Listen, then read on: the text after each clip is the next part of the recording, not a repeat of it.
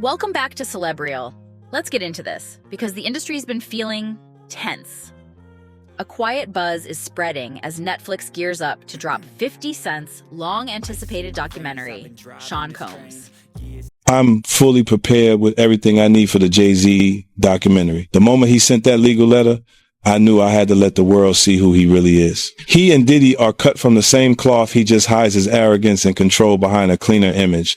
Our feud has lasted 20 years, and I know better than anyone what he's done in the shadows. I even suspect that so-called funeral bouquet wasn't Diddy's idea at all, but Jay-Z acting on his behalf. Back when Nicki Minaj posted that video of him wearing a pink wig, all I did was repost it, and he got so nervous he had his lawyers threaten me. In 2015, Nicki worked her ass off helping him build his platform, and he allegedly pocketed her $7.9 million in royalties.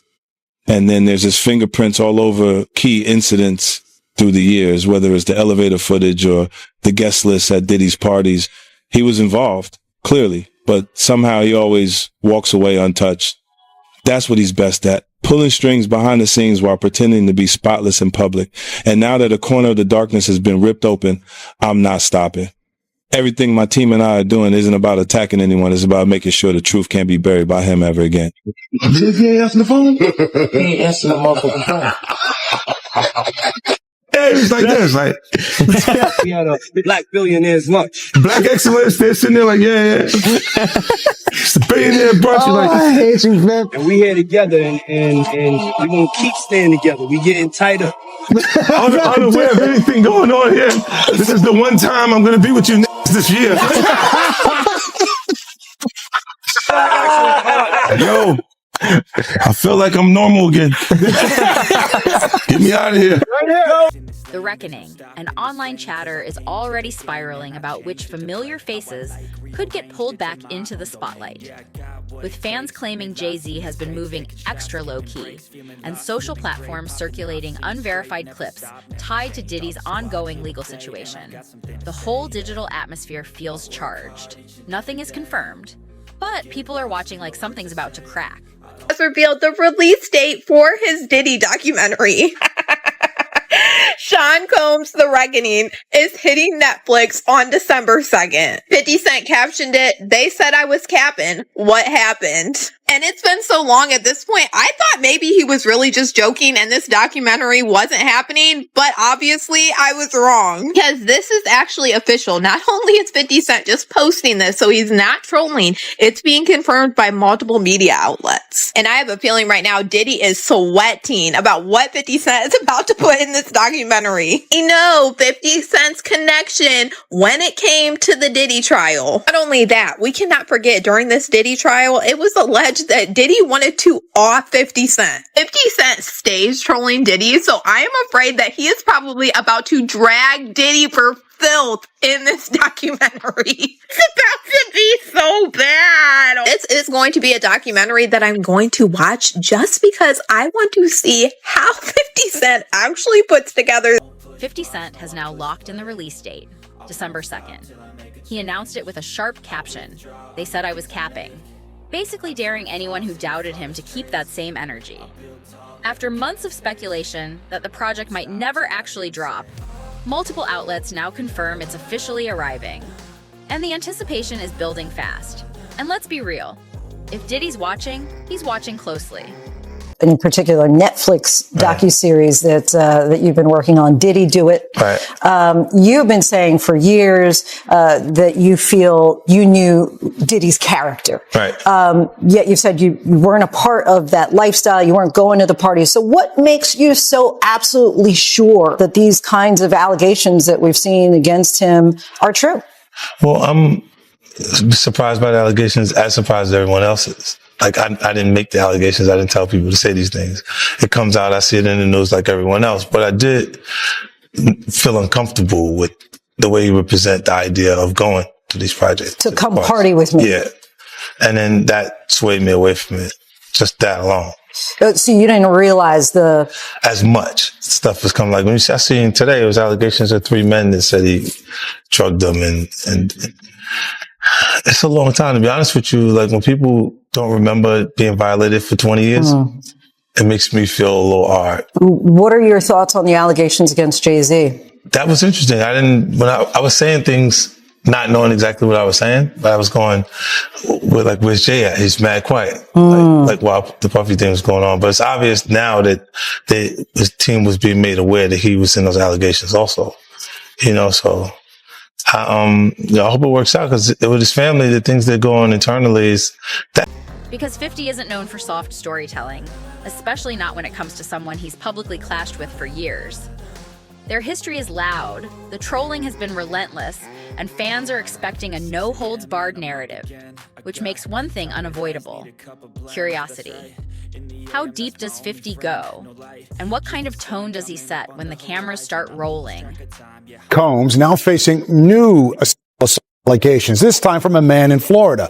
According to ABC News, investigators in L.A. received a report from a police department in Florida where the alleged victim lives, and now they are working on the case. Eyewitness News anchor Mike Marza in the newsroom with the very latest details. Mike. Well, David, here's what we know. The new allegations of sexual assault against Sean Diddy Combs come from a music producer who went to police in Florida, but the alleged crimes happened in Los Angeles. Jonathan Hay is his name. That's the person who filed the complaint, and he's one of the John Does that filed a civil lawsuit against Combs in July.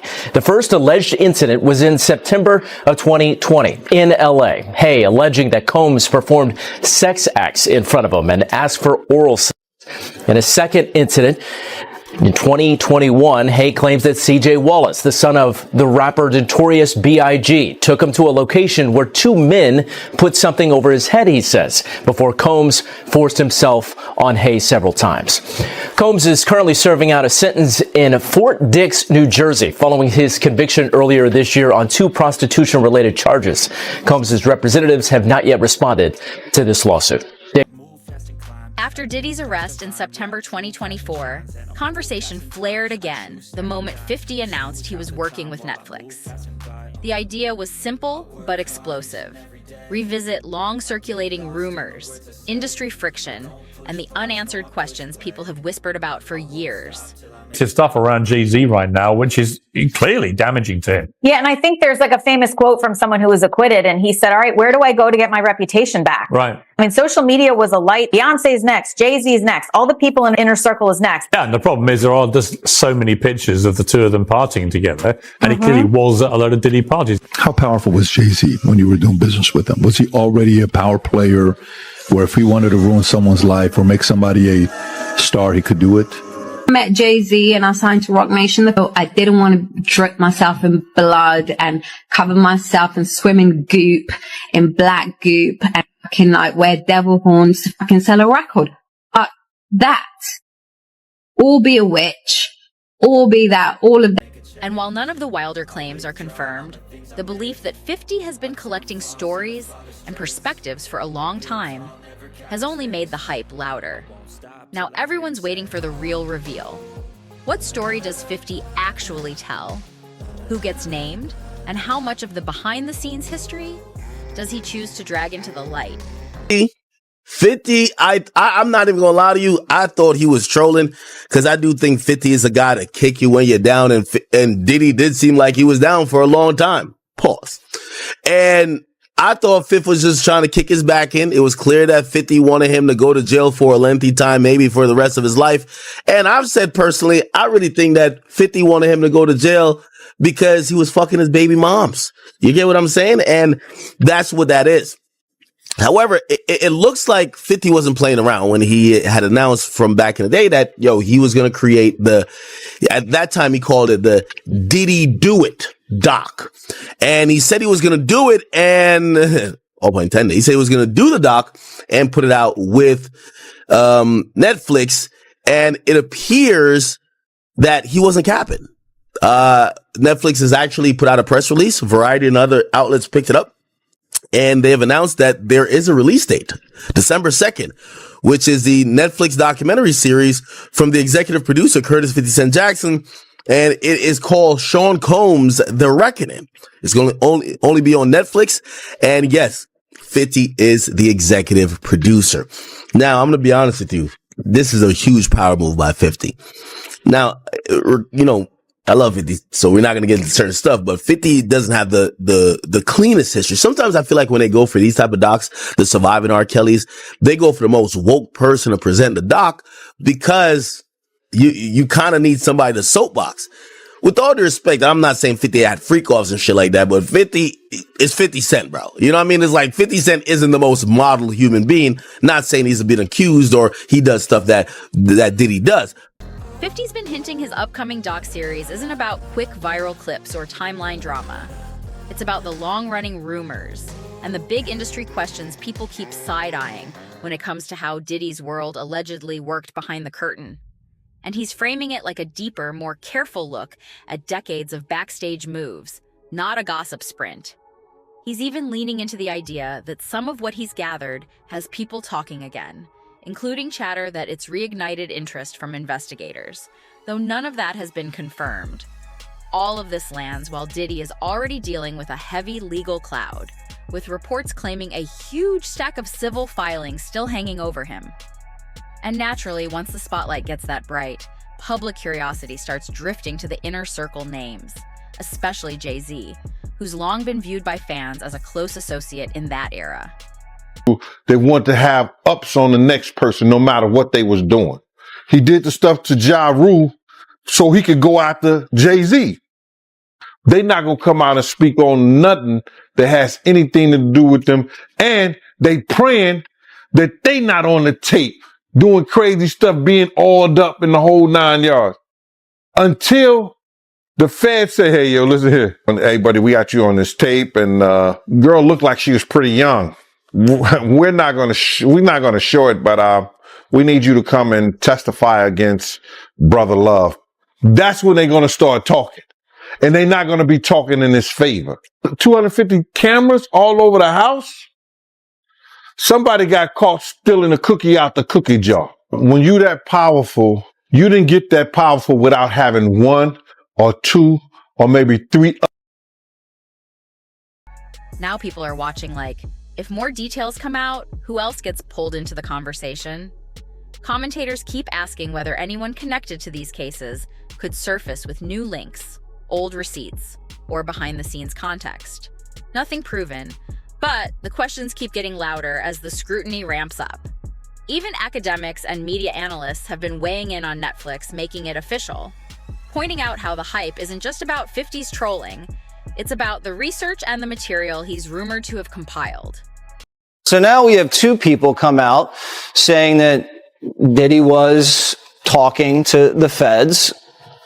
Do you think that's true? Whether it's true or not, and he might have been cooperative in some way, shape, or form, you don't get away with human trafficking unless you give up John Gotti or something like that. And that's not what happened here. I can tell you, Jesse, that this investigation's been going on for a long time, very closely held by HSI, so much so that even some of the agents on the raid a week ago today didn't know whose house they were raiding until they got there. That's how closely held this investigation. Wow, because there could have been a tip. Absolutely. And there are allegations that he was paying law enforcement through his chief of security, which also happened to be Michael Jackson's chief of security. I don't know if I buy into that. You know, people in Diddy's situation like to have those involved in law enforcement close to them. But that doesn't mean they're taking payoffs. That doesn't mean they're doing big favors. They like that closeness. It's just like how Diddy was able to court Diageo or Estee Lauder. He was very successful in doing that, and that made him a lot of money and gave him credibility outside the hip-hop rap world. And that's what he was trying to do here, a lot like what Epstein did with... The talk is that his approach could reframe parts of Diddy's past legal battles, including the 2024 arrest and what followed. And that's exactly why people are glued to this rollout right now. That's a confidential informant. They'll let you do crimes as long as you don't do no and stuff like that. They'll let you go around and pay you to protect them. You understand? To protect him. We had a lot of people on the payroll when we was doing security. Somebody might have this This first 10 hours, that 10 hours, or whatever. He was paying law enforcement. He had a budget for law enforcement. Now, if something goes wrong, those people got friends in certain places. Then plus he tells his handler, yo, can you make this go away for me? I'll give you this and that. Now, that could be a lot of speculations or whatever like that. But why would you have or be working for an FBI agent if you're not an informant? Why? So when you got that kind of money, you could hire people to make a lot of things go away for you. Like you hire lawyers. Those lawyers have police officers and people working for them and investigators. Those investigators were former officers. So all of them in the backyard in Diddy. Speculation is surging again after new material tied to Diddy's past legal drama started circulating, and it's got the whole industry side-eyeing everything. People are glued to the idea that unseen footage could bring familiar faces back into frame, and even a quick appearance would have the internet asking, what does that mean? And a big part of the chatter isn't even about what's on camera. It's about what happens off camera. Could be a free man by the end of this week. We broke a story last night that Donald Trump is seriously considering commuting his sentence. And there has been a lot of fallout with our story. By the way, commuting his sentence before he's even in a prison. Right. He's still at Brooklyn MDC waiting to find out which prison he's going to. But this is something that President Trump is considering. And the fact that he's considering it is causing a bit of an internal war at the White House because not everybody in the administration thinks this is a good idea. So we are told this, and this is coming from somebody high up in the White House. We broke that story, incidentally, that right after the sentencing, his legal team, Diddy's legal team, got in touch with somebody who had the president's ear, and that the president was looking at the paperwork. And the president acknowledged that like 2 days later. Yeah, in the Oval Office. 2 days later. Yeah. So we now know that Trump is considering. We're told that he's kind of waffling. He's going back and forth on this, but there are staffers in the White House telling him. Folks online keep debating how cooperation with authorities can shape investigations, deals, and outcomes. Like one move behind the scenes can change the whole chessboard. Diddy Combs facing more time behind bars. His release date pushed back to June of 2028 instead of May of that same year. The news coming after reports of Combs drinking in prison, something he denies after he was accepted into a rehab program in prison that could have reduced his sentence by up to a year. He's also been accused of making a prohibited three-way phone call from prison. Here to make sense of it all, NBC News entertainment correspondent Chloe Malas and defense attorney and friend to Top Story, Sarah Azari. Guys, thanks so much for being here, both of you. So Chloe, I'm going to start with you. I'm being told you spoke to Combs' rep earlier. What did you learn about this issue? Sure. So Combs' representative, Judah Engelmeyer, telling me by phone earlier today, Tom, that yes, a three-way call was made between one of Combs' lawyers who did bring in another person on that call with Combs while he has been at Fort Dix, but that there was nothing improper about it. But again, that is not something that you were supposed to do at all. So those lawyers should have known better. As for drinking, he doubled down and said that Combs was not drinking and that in fact he's been admitted into this very specialized rehab program that Fort Dix offers is actually going to potentially lower his sentence. Yeah. He could be released earlier because of that. So they're saying he's done nothing wrong and that any reports that he has been drinking is completely not true. Sean Diddy Combs is setting the record straight about his life behind bars, following a report that said the rap mogul, who is serving a 4-year sentence for 2 prostitution-related convictions, was caught drinking homemade alcohol in prison. His spokesperson emphatically denies the allegation, telling People magazine in a statement published November 9th, there have been several false and reckless reports circulating about Mr. Combs. He has not violated any prison rules. His sobriety and self-discipline are priorities, and he is taking them seriously. The 56-year-old was recently transferred to a low-security correctional facility in New Jersey after spending over a year at the Metropolitan Detention Center in Brooklyn. At the new institution, he was alleged to have created a mixture of Fanta, sugar, and apples, which ferments into alcohol after 2 weeks, TMZ reported. The spokesperson continues, "This is only his first week at FCI for Dix, and unfortunately, rumors will surface throughout his time there. We ask the public and press to give him the benefit of the doubt, the privacy to focus on his personal growth." That's why fans are locked in, waiting to see what the documentary actually shows and how it rewinds that complicated history hiding behind the headlines. Now, Gene Deal has reportedly stepped into the mix with his own account of what he claims he saw regarding Diddy's interactions with authorities, and that only turned the volume up. People are arguing over what that would mean for power, protection, and who might get caught in the ripple effect if more details ever surface. Video of him at Fort Dix reporting for work in the library, where he is making recommendations and handing out different movies and books for his fellow inmates. I'm really fascinated just by the library But itself. you're seeing him here. This is him reporting to work, taking off his jacket, taking off his scarf, and settling in for a day on the job. It looks like a public school library. Yeah. It's this was the chapel, and this is the media library in the chapel, which is where Diddy's currently working. He's working in a Life Connections program, which is an 18-month program that helps rehab people, get them closer to spirituality, to charity groups, and with that, it will shorten his sentence. But in this media library, he helps inmates with religious material, rent out movies, that kind of stuff. You see him pushing a really cart interesting. with a TV on it. Yeah, I mean, he was in the laundry room when he first got there. Yeah, this got to be his first This got to assignment. be a promotion. Yeah, it feels like a promotion. It feels like maybe he tried the lunchroom and put in a request for something different. Yeah, it does I mean, believe he is a it does media sound like mogul. he used maybe possibly some connections.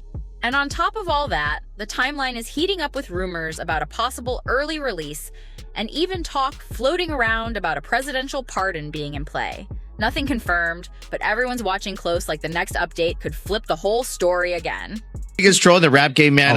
It's Diddy's birthday, November 4th. Oh, yeah, man. Today. Yeah. It's his birthday. Yes. And he happens to put up a post of him, and, you know, there were some pictures released of Diddy on the yard with a couple other prisoners. Crazy to say prisoners, right? Yeah. You know, he had Bad Boy East, Bad Boy West, that's Bad Boy Prison stuff. But he put up a picture of those pictures, and he said he looked too happy to me with all them handsome men around. Good morning, New York City. Wow. Oh my God. Dude, how does 50 get away with this? I don't know. Because we were talking about, man, 50 don't lose any brand deals. He don't lose any endorsements. He can walk in and sell TV shows. Oh, yes. You know, he can be in the boardroom and also be petty as hell, too. Yeah. Yeah, man. Even when he sat down with us, he kind of explained a little bit about him and Diddy and the beef. I haven't had issues with Puffy. I don't like him like that. Like, I don't like things that he would do. Right. And make me uncomfortable. So we're speaking on Diddy. We're speaking on Puff. Yeah. Okay. But I don't have that thing where, like, well, we ain't had no thing. I wasn't sending nothing at him. Like, if it was on the street side like that, we would be actively doing things to each other. I still don't understand. And we wasn't doing that. I was still trying to figure out, like, yeah, you do a lot. Yeah, he does a lot. You do a lot. And the uncomfortable part was when he was talking to the Breakfast Club. And he was mentioning how Diddy wanted to take him shopping. He said something fabulous and he goes, but me and you, we ain't party. Like, we need to party. What is he talking about? That's the kind of stuff. And when people say that to me, I get a little uncomfortable. I get uncomfortable. Like, he said something to me one time, a long time ago. At Chris Lighty's wedding, he told me he'd take me shopping. I looked at him like, what you just say? Let me move, man, before I do something. You're going to make me mess up the wedding. Oh, that's a nice gesture. Let me get out of no, dude, you take me. That's what a guy says to a girl. Hey, dude, that sounds like something Mariano would say. Yeah. That's a nice gesture. Like, no, you don't. Crazy. You don't say I'm going to take you shopping. What's crazy, it's not the first time like any artist has said that about taking him shopping. Really though? Yeah, I've heard it from other artists and be like, about Diddy taking him shopping? While people debate the ripple effects across the industry and who might get caught in the blast zone, the hype keeps climbing for 50 Cent's upcoming documentary. Writing to the judge, all right? According to the letter, all right, 50 says, "Dear Judge, I've had an ongoing dispute with Puffy for over 20 years. He is very dangerous. Multiple times I have feared for my life. I think you should consider the safety of the general public, Your Honor, before unleashing him upon them. There hasn't been enough time for him to reform or make any adjustments, despite his trying to teach a class in there. As you are already aware, the government has spent the maximum amount of money on deploying federal agencies, which appear to be an army, in 2 locations simultaneously. Later, his son, who's dealing with his own rape allegations, claimed that the feds had hit the wrong house. Anyway, Diddy's only going to return to hiring more male ex-workers and keeping most of the baby oil away from the general public. And babies need it. My Netflix doc on his scandalous... which is being framed as a bold, deep dive into long-running controversies that could crank the pressure up even more. And the moment those prison clips started making the rounds online, 50 didn't waste a second. He jumped straight into the mix with that signature humor, clowning the unexpected energy, and tossing out slick little comments that had the timeline eating it up. Then people claimed Diddy looked like he reacted, and that alone turned into instant engagement, because anything that looks like a response becomes a headline in seconds. We're done hearing about Diddy. The Los Angeles Sheriff's Department confirmed that they are investigating Diddy. And they confirmed that they are investigating a claim against Diddy of SA that came from Rihanna's former publicist, Jonathan Hay. Jonathan Hay also recently came out and confirmed that he is a John Doe who filed a lawsuit against Diddy earlier this year. Once you hear the details of why they're investigating Diddy, it's actually pretty crazy to know that the police believe that there is something here to actually investigate, because the claims against Diddy in this one do sound a little bit crazy. In 2020, Jonathan Hay entered into a recording contract with Biggie's son CJ Wallace. Jonathan co-produced Big Papa House Mix with CJ Wallace, Diddy, and other people from Frank White's team. During this collaboration is where these allegations from Jonathan Hay are coming from. Jonathan Hay claimed that he walked in on Diddy watching adult films and pleasuring himself, and then finishing on Biggie's t-shirt that was around at the time because they were getting ready to enter Biggie's clothing into the Rock and Roll Hall of Fame. Jonathan Hay then claimed that Diddy looked at him, threw the shirt at him, and started laughing and said, "Rest in peace, Biggie." This is where CJ Wallace is going to come into play. Jonathan Hay alleges that CJ Wallace and Willie Mack lured him into a meeting where Diddy would allegedly SA him. Important to note that CJ Wallace did just sue Jonathan Hay earlier last week, claiming that all of the allegations that he made against him were false. He claimed that once he got to this meeting, Diddy was yelling and screaming and ordered everybody else to leave but Jonathan Hay to stay. And then Jonathan Hay would claim that Diddy tried to put it in his mouth. Now, Diddy has denied all of these allegations, saying that they're all false and they're all meritless, and he looks forward to fighting this in court. I will say it is very crazy that the Los Angeles Police Department have launched an investigation into these claims against Diddy to try to figure out. As fans clipped and reposted 50's remarks, they pointed out how he's not just reporting, he's stirring the pot in real time, adding entertainment, tension, and intrigue to an already buzzing conversation about those clips and the bigger story still unfolding. And 50 has stayed loud throughout Diddy's legal saga, using social media like a megaphone to make sure nobody forgets what's happening. There's even talk that during the court process, he went a step further by submitting letters, raising concerns about the case and what it could mean beyond just one person, whether that's true or not. It only intensified the debate and kept eyes locked on the fallout. Meanwhile, Diddy is still said to be facing a massive wave of legal pressure, with reports of over 100 civil matters still active. And observers keep warning that if even a fraction of those cases trigger deeper investigations, the spotlight could get a whole lot harsher for anyone connected to that world. The consequences could reach way beyond one headline, because this steady stream of new details and new voices is making things look less like isolated disputes and more like a bigger pattern. I wonder what leverage and how this changes those civil claims, because he is facing a mountain of civil claims. It felt like they were coming fast and furious there after he got indicted on the federal charges, the criminal charges. Then the civil deluge of lawsuits started to come out. Does this change the calculation on the civil side at all? Does it help him? What do you think the effect might be? So certainly, there were so many civil lawsuits, it was hard for us to even keep up. They were filed every single day. There's so many, and they all have different types of civil claims. The claims that were raised by Cassie Ventura, that case has been settled. That case would have been directly impacted by this verdict. Now, the civil standard is much less than a criminal standard. So the cases still go on, but certainly the fact that he is not guilty on many of these charges, that's going to be something the defense and those civil actions are going to raise. They're going to say that this pattern that a lot of these civil lawsuits allege, that there's a pattern of conduct. Well, look at this criminal case. There's been a determination. That being said, it's not binding on any of those. So those continue on. And the standard is so different. So much lower. So it's beyond a reasonable doubt in a criminal court, the highest standard under the law. In a civil court, it's what's called preponderance of the evidence, meaning if you believe he engaged in the conduct, 51%. So just over half, then he can be found liable. So it's liable, not guilty. And the result of that is civil damages, meaning money, not liberty, jail time, like a criminal case. But he's still got a lot of legal issues to face. I don't think those civil cases are going anywhere. They're going to move their way through the courts. They've been on pause. But interestingly enough, Laura, you don't have the same Fifth Amendment rights. And that's exactly why public curiosity keeps spiking. People aren't just watching the story, they're watching how the story gets framed next. And here's the part a lot of folks overlook. Civil cases don't play by the same rules as criminal trials. Civil court can put pressure in a whole different way. Testimony, document turnover, records, depositions. Every move matters, and every answer can open a brand new door. That structure can put even the most influential figures in exposed positions, because civil proceedings can drag uncomfortable details into the light in ways PR can't always control.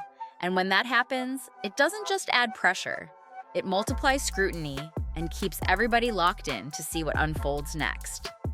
Now drop your thoughts in the comments. Do you think this doc is about to shake the industry? Or is it all hype? Smash that like button, share this with a friend who's been following the story, and subscribe to Celebrial for the real updates.